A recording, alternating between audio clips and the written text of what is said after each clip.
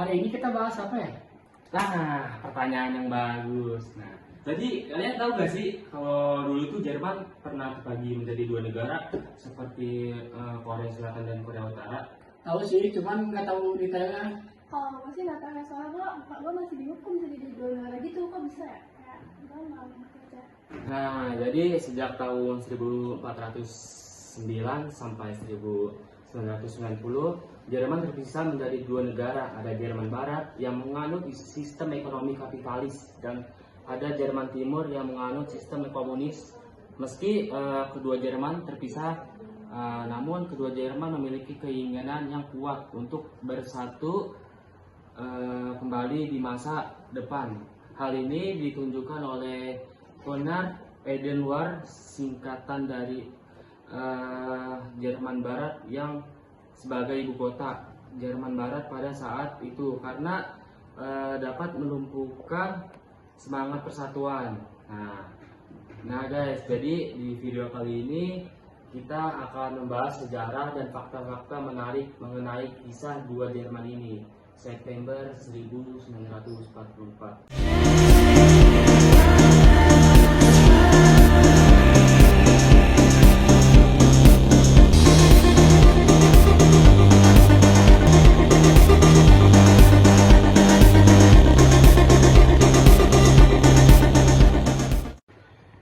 Sekutu Barat mendorong Jerman ke Belanda dan Uni Soviet mendorong blok Pros di Romania, Bulgaria, dan negara Baltik. Hal tersebut membuat sekutu yakni bahwa kemenangan tinggal menunggu waktu sebelum Jerman akhirnya kalah.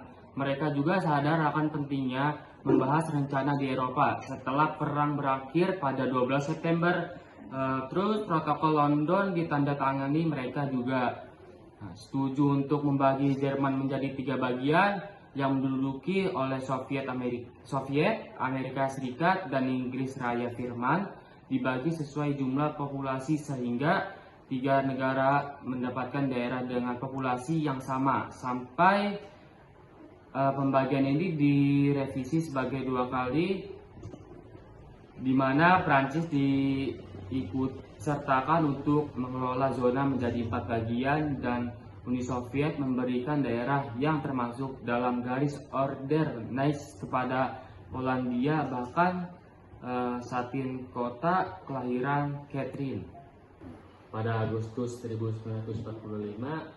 Dan disinilah muncul masalah baru. Uni Soviet menjadi pihak utama yang menginginkan Jerman untuk tetap lemah.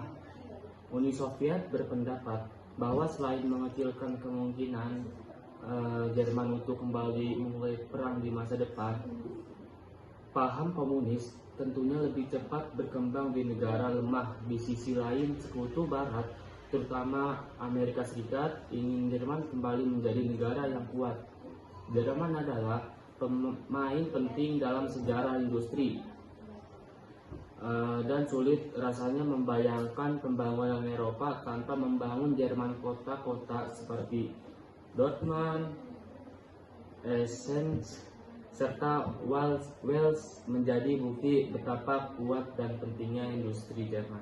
Di Eropa pada 1948, saat Soviet memeras Jerman untuk membayar reparasi perang, Sekutu Barat mengeluarkan Deutschmark sebagai mata uang Jerman Barat di daerah kependudukannya. Tentunya tidak bisa membiarkan virus kapitalisme yang dibawa oleh Deutschmark di Berlin Barat berkembang bagaikan kanker kapitalisme di daerah pendudukan komunismenya. Di Jerman Timur, 4 hari kemudian, Uni Soviet atas perintah akses ke Berlin Barat agar Berlin dapat dikuasai sepenuhnya oleh Uni Soviet, merespon dengan memberikan pasokan 2 juta penduduk dari barat melalui bantuan udara sehingga 12 Mei 1949. Hal ini dikenal sebagai peristiwa Jembatan Berlin. Naiknya konflik antara Sekutu Barat dan Uni Soviet membuat berdirinya Jerman Barat dan Jerman Timur. Pada 1949, Jerman Barat didirikan. Pada 11 negara bagian bekas kependudukan Sekutu Barat, yakni Chaos Jerman Timur, yang terdiri dari negara penduduk Soviet terbagi dari 6 negara bagian, yakni Berlin, Brandenburg, Birch. Kedua penduduk secara teknis masih dapat berpindah di antara Jerman Barat dan Jerman Timur. Namun perlahan orang Jerman lebih memilih untuk bertempat tinggal di Jerman Barat. Apa yang menyebabkan Jerman Timur bermigrasi ke Jerman Barat? Jadi yang menyebabkan orang Jerman Timur bermigrasi ke Jerman Barat itu karena banyaknya kesempatan untuk hidup yang lebih baik. Seperti kita ketahui, Amerika Serikat dengan programnya membangun kembali ekonomi Jerman dan membuat banyak lapangan kerja, adalah salah satu contoh perusahaan besar di Jerman yang kembali bangkit dan membuka lapangan kerja gara-gara Marshall Plan. Di sisi lain, Soviet telah membongkar banyak infrastruktur, menekan ekonomi, dan meminta bayaran represi yang membuat ekonomi Jerman Timur sulit berkembang. Perlahan, namun pasti, orang-orang Jerman mulai berimigrasi dari Jerman Timur ke Jerman Barat, dan kebanyakan dari mereka adalah orang muda dan profesional yang sangat berbakat. Pada Juni 1961, kurang lebih 19.000 orang keluar dari Jerman Timur dan 30.000 orang. Pada Juli 1961, tentunya hal ini mendorong Soviet dan pemerintah Jerman Timur untuk mengambil langkah keras, akhirnya memberi izin kepada pemerintah Jerman Timur untuk membangun tembok dan membatasi Berlin Barat dan Berlin Timur. 13 Agustus 1961, tembok Berlin mulai dibangun dan kawat berdiri diletakkan. Uni Soviet dan pemerintah Jerman Timur memutuskan untuk membangun tembok Berlin.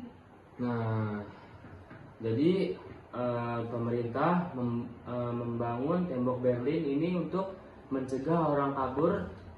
Sembari berdirinya pembangunan tembok Berlin, dan tembok Berlin itu sendiri menjadi simbol dari terbaginya dua Jerman serta pembagi antara komunisme dan kapitalisme.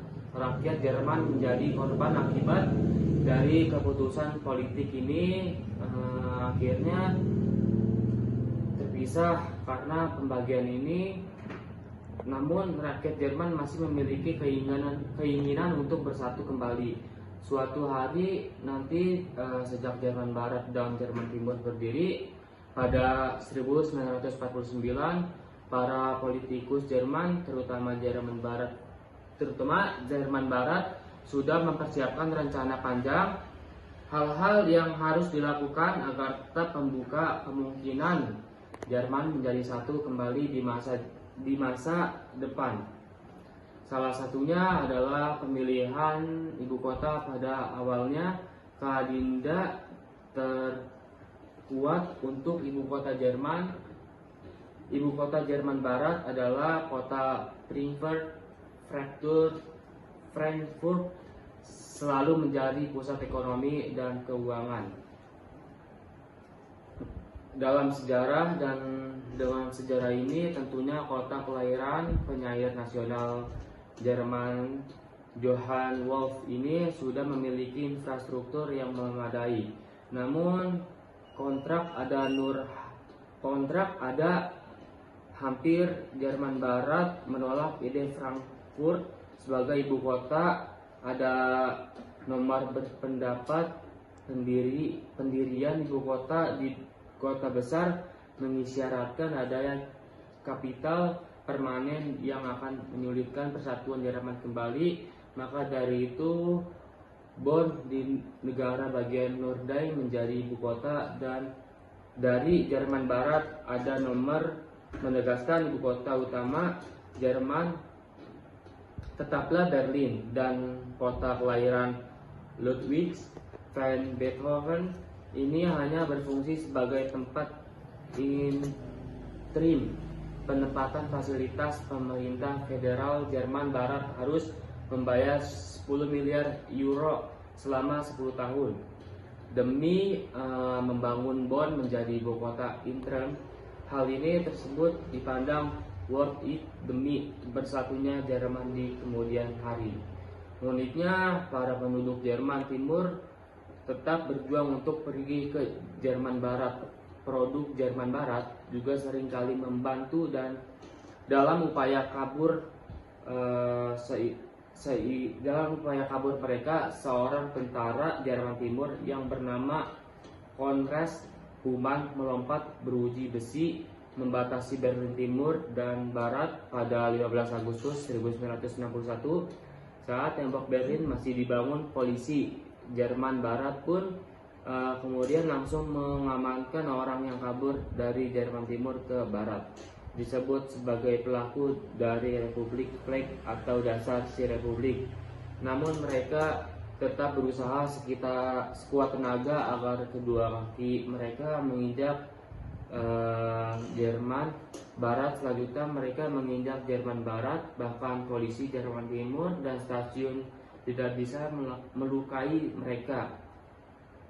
Tak jarang juga polisi dan rakyat Jerman Barat jika para polisi Jerman Timur dan stasiun keras untuk menangkap mereka. Dalam sejarah, banyak metode yang digunakan masyarakat Jerman Timur untuk kabur ke Jerman Barat. Ada dari mereka yang mencoba kabur dengan menggali lubang bawah tanah, mencuri tank, mencuri kereta, menggunakan jeep lain, berenang, terbang, dan balon udara, dan bahkan menggunakan BMW. Salah satu orang terkenal yang berhasil kabur dari Jerman Timur ke Jerman Barat yaitu aktor Thomas Kretschmann, dan juga adalah aktor Jerman favorit Million Thomas Kretschmann pada tahun 1162, yang pada saat itu adalah kota di Jerman Timur. Kretschmann kabur pada 8 September 1983 saat berusia 21 tahun. Ia kabur melewati Hungaria, saat juga Slavia dan Austria, sebelum akhirnya sampai di Bavaria, salah satu negara bagian Jerman Barat. Uniknya, berperan sebagai seorang lead di mana ia mencoba menghentikan upaya kabur sebuah keluarga lewat balon udara pada dekade ke-80-an. Uni Soviet memulai reformasi atas dari Mikhail Gorbachev. Eropa Timur melihat reformasi dari Gorbachev pada dapat memberikan secara harapan bagi bidang ekonomi. Hal ini membuat warga Jerman Timur mendorong pemerintah reformasi negaranya. Mereka melihat bahwa Jerman Barat yang adalah saudara sekaligus tetangga memiliki GDP terbesar di Eropa. Namun Jerman Timur dipimpin oleh seorang yang sebenarnya bisa dibilang sebagai diktator, yakni tetap bisa dibilang sebagai diktator. Memang teguh prinsip komunis dan memberikan perintah untuk menembak siapapun yang mencoba kabur ke Jerman Barat. Gorbachev yang tidak menyukai sikap pohon nekat kemudian menarik dukungannya kepada lain itu yang progresif, meningkatkan produk Jerman Timur untuk pergi ke Jerman Barat melalui Hungaria.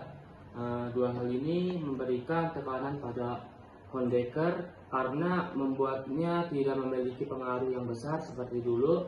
Rakyat semakin percaya bahwa Hannover tidak dikuasai oleh Gorbachev, dan jika ia bersikeras, rakyat tinggal kabur ke Hungaria dan pergi ke Jerman Barat. Karena situasi ini, menukar terpaksa mundur pada Oktober 1989. Turunnya konektor pada akhirnya benar-benar membuka harapan bagi Jerman Timur untuk mereformasi dan bersatu dengan Jerman Barat.